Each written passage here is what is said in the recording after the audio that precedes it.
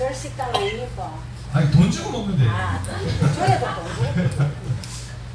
돈 오케이. 제가 왜 이 질문을 하냐면은 제 그 뉴욕에 사는 친구 중에 하나가 그 같은 그 프린스턴 그 친구인데 그 친구는 원래 불교를 전공했는데 일본 가가지고 일본 불교 공부하다 보니까 이상하게 불교로 그게 안 하고 일본 음식이 좋아서 그 일본 음식에 관한 책을 썼어요. 책을 써가지고 그 베스트셀러가 됐거든요, 뉴욕 타임즈. 그래서 그 친구한테 물어봤어요. 야, 넌 일본 식당의 전문가니까 그 뉴욕 그 맨하탄에서 가장 좋은 일본 식당이 어디냐? 내가 혹시 나중에 그 뭐 신도님 모시고 그러면 한번 모시고 가보고 싶다. 그랬더니 그 친구가 뭐라는 줄 알아요? 저는 그 식당 이름을 꼭 찍어서 줄 줄 알았어요. 그랬더니 그 친구 하는 말이 너가 그 식당 주인을 잘 아는 식당이 최고 맛있는 식당이라는 거예요.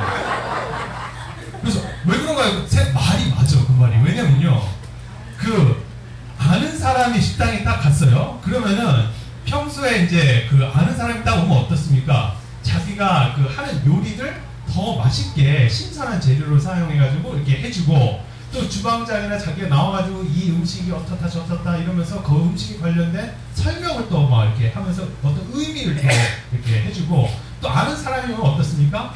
보너스로 이렇게 뭐를 좀 많이 좀 내주잖아요. 그리고 또 이제 가끔 가다 보면은 또 음식과도 안 맞을 수도 있고 하여간 여러 가지 이유에서 음식이 그 맛있다라는 것은 단순하게 음식만 맛있는 게 아니라 그 음식과 관련돼서 나와 그 식당과의 관계, 그 주인과의 관계, 음식을 먹으면서 어떤 의미를 부여하고 맛을 보고 같이 누구와 먹고 이게 다 종합적으로 중요하다는 거예요. 맞죠? 네. 그렇다면은 그게 제가 무슨 얘기를 하려고 그랬냐면은 사람이 살면서 그 행복한 사람, 불행한 사람, 어떤 좋은 경험을 하는 거, 나쁜 경험을 하는 게 도대체 어떤 원리에 의해서 그걸 하는가, 그거에 대해서 오늘 얘기하려고 해요. 그래서 사실 정말로 이 세상에서 가장 행복한 사람과 불행한 사람은 제가 봤을 때는 사람과 사람과의 그 관계가 좋은 사람, 그 관계 속에서 우리는 항상 행복을 느끼고, 관계가 나쁘면은 아무리 내가 부자고 다른 사람이 봤을 때 지위도 높고 그래도 그게 행복한 게 아니에요. 그렇다면은 한 예를 또 다른 예를 들었는데, 이것도 어제 사실 그 법회 중에 얘기를 했는데 뭐냐면 이제 맨하탄에다가 집을 사가지고 제가 맨하탄 입성을 하려는 그런 그 부사님들이 계셨어요. 거사님이. 그래가지고 그 거사님이 그냥 10년 동안 열심히 일을 해가지고 돈을 벌어가지고 맨하탄 아파트에다 집을 샀네요. 그래가지고 야 이제 드디어 이제 맨하탄에서 집을 샀으니까 얼마나 그 좋으시겠냐고 제가 이렇게 축하드립니다. 그래서 예 감사합니다. 그러다가 한 2달 있다가 제가 가서 한번 다시 이렇게 지금 사찰에 나와가지고 오셔가지고 얘기를 해보니까 그분 말씀이 저는 맨하탄 아파트 가면은 너무 좋을 줄 알았는데 실제로 가보니까 지옥이 따로 없습니다. 그래요. 그래서 아니 왜 지옥이 따로, 그렇게 가고 싶어 하셨던 그 아파트에 들어가서 사시는데 왜 그렇습니까? 하신 말씀이, 아니 처음에 이사를 딱 갔더니 이사를 딱 그 짐을 이렇게 나르면은 이렇게 가구 같은 거 움직이잖아요. 그러니까 그거를 이제 밤 10시까지 그 가구를 움직였나 봐요. 그랬더니 아랫집에서 바로 올라서 띵동띵동띵동 해서 이 아파트가 어떤 아파트인데 이러면서 규칙도 모르냐고. 아니 그러니까 시간이 몇 시가 지상이 되면은 그 절대로 뭐 가구 같은 거 움직여서도 안 되고 막 그러면서 한참 동안 설교를 하더래요.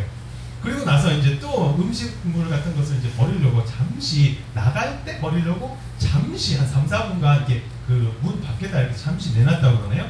그랬더니 또 요번에 또 옆집 사람 가서 띵동띵동띵동 하면서 이 아파트가 어떤 아파트인데 이런 규칙도 모르냐고 그래가지고 이분은 자기 아파트 들어가고 나갈 때 엘리베이터에서 이웃 사람 만날까봐 가슴이 콩깍콩깍콩깍콩깍콩깍 뛴다는 거예요.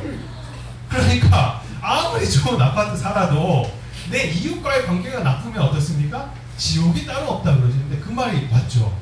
네, 그러니까 그 세상에 그 아주 최고 부자, 권력을 가지고 있거나 아니면 뭐 최고의 아름다운 뭐 슈퍼 모델이라든가 탤런트라든가 뭐 이런 사람들이 또 보면은 그 사람과의 다른 대인과의 관계가 나쁘면은 뭐 아이들이 그 대기업 뭐 총수 아이들이 뭐 자살을 하기도 하고 뭐 악플 올라와가지고 연예인들이 되게 고민해서 또 신체진 실시나 뭐 이런 사람들 막 자살하고 그러잖아요. 그런 거 보면은 정말로 사람과의 관계가 좋은 것이 정말로 행복한 것이다라는 것을 뼈저리게 우리가 느끼게 됩니다. 그건 무슨 말이냐면 사람을 진정으로 행복하게 하는 것은 나의 가치를 다른 사람이 알아주고 내가 어떻게 좋까 나쁜가 하는 것을 항상 관심을 가져주는 것을 알았을 때 우리는 행복해요. 뭔 얘기인지 아세요?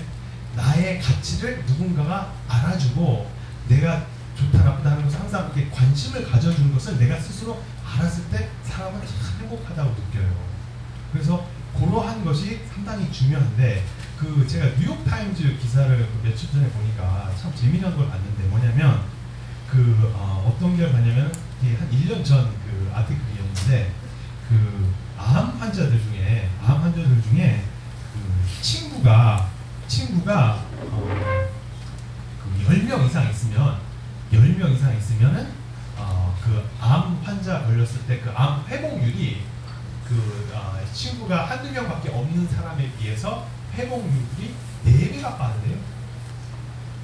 믿어지십니까? 이 4배가 빠르대요. 친구가 없는 사람보다 친구가 10명 이상 있는 사람이 4배가 더 빠른 회복률을 갖는데요. 그래서 그걸 어떻게 조사를 했냐면 맨하탄에 있는 간호사 몇천 명을 대상으로 그걸 조사한 결과가 나왔다고 합니다. 그래서 그 이유가 뭔가 보니까 누가 암에 걸렸어요. 그러면은 그 친구들이 가서 아이고야 너 아파가지고 뭐 못 먹는구나. 아이고 네가 평소에 좋아했던 호박죽 내가 써가지고 너 이거 먹어라. 아이고 불쌍하다. 그리고 또 아이고야 네가 자꾸 땀을 흘리는구나. 내가 털실로 짜가지고 이거 너 땀 이렇게 덮고 막 이럴 때 이렇게 해라. 막 해가지고 또 옷도 뭐 이렇게 해주고 또 이렇게 전화 자꾸 해주고 챙겨주고 알아주고 이런 게 다 회복하는데 도움이 된다는 거예요. 도움이 된다. 그리고 친구가 많으면은 또 면역력이 높아서 스트레스 레벨이 되게 낮아진대요. 그래서 오히려 감기도 잘 안 걸린다고 합니다. 여러분들 중에 감기 잘 걸리시는 분 있으세요?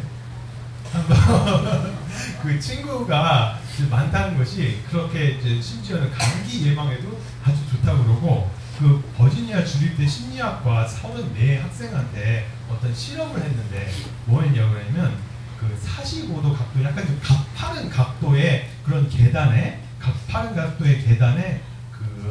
계단이 100계단이에요.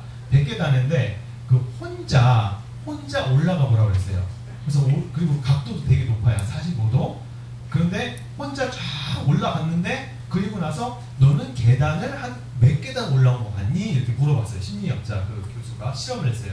근데 혼자 올라갔을 때는 100계단인데 한 120계단 올라간 것 같다 이렇게 느껴요. 그러면 가장 친한 친구랑 같이 올라가 보라고 그랬어요. 그리고 나서 몇 계단 올라온 거 같니? 그랬더니 한 75계단 올라온 것 같다라고 그래요.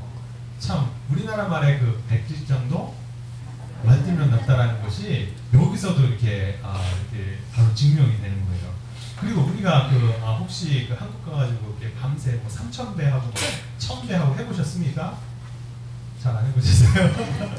3000배 같은 거 하려고 그러면 힘듭니다. 무지 힘들어요. 그런데도 너끈하게 다들 해요. 그 이유가 뭐냐면은 혼자 하면 죽었다 깨어나도 못해요. 혼자 하면. 그런데 여러 사람이 같이 대중의 힘으로 하기 때문에 같이 할 수 있는 거예요.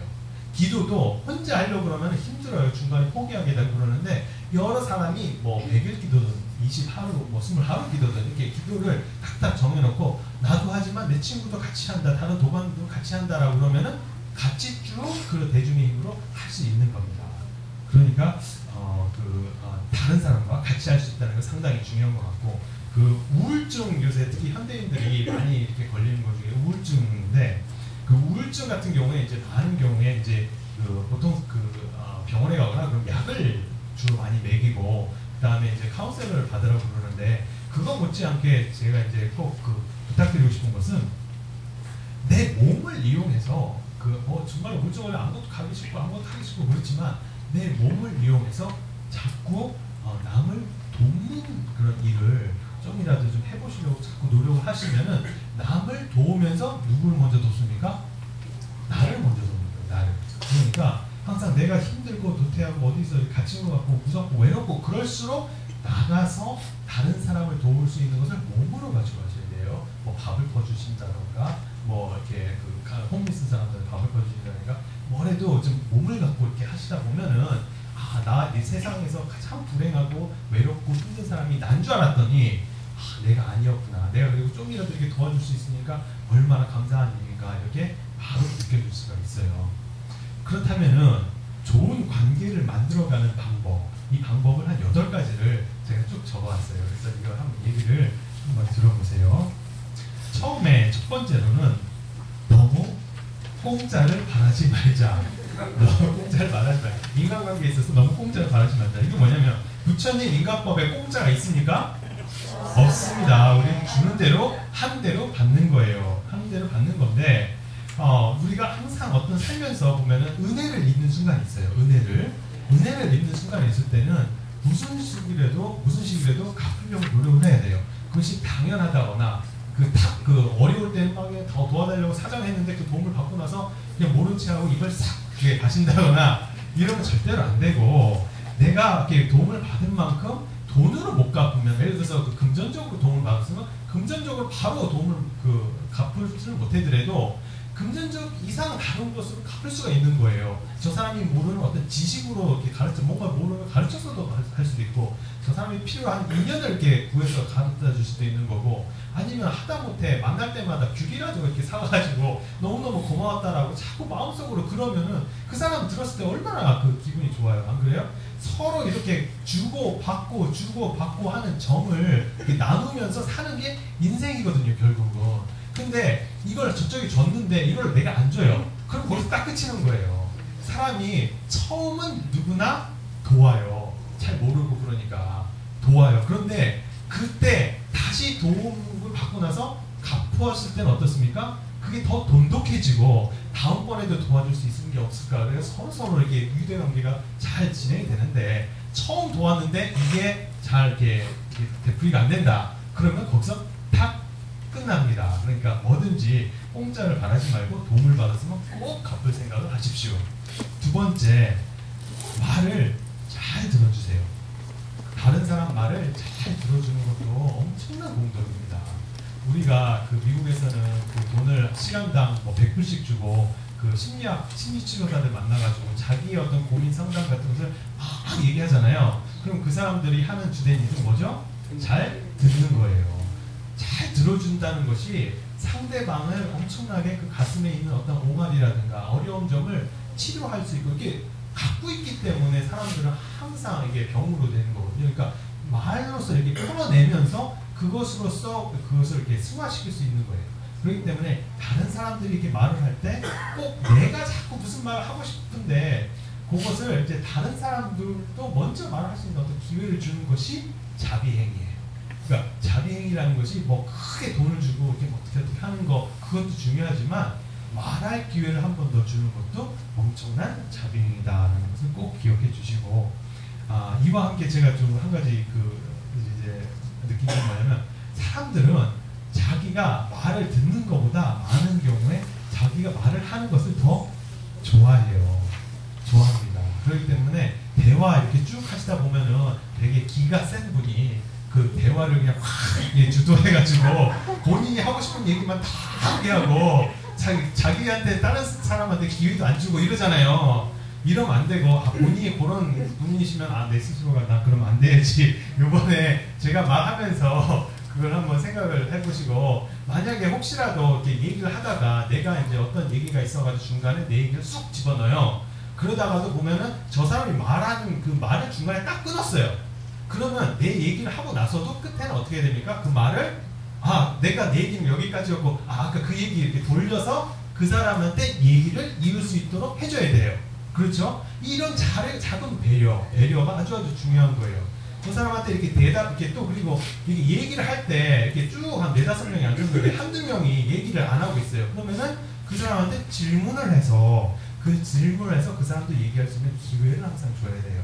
그렇게 골고루 대화에 배분을 하는 것이 훨씬 더 이렇게 유동성 있게 그 관계를 잘 이렇게 할 수 있는 기본적인 어떤 그러한 일이 된다라는 거고, 세 번째, 무슨 그 다른 사람들이 이렇게 잘된 이렇게 좋은 일이 생겼다 그러면은 진정으로 같이 기뻐해 주라 이거예요.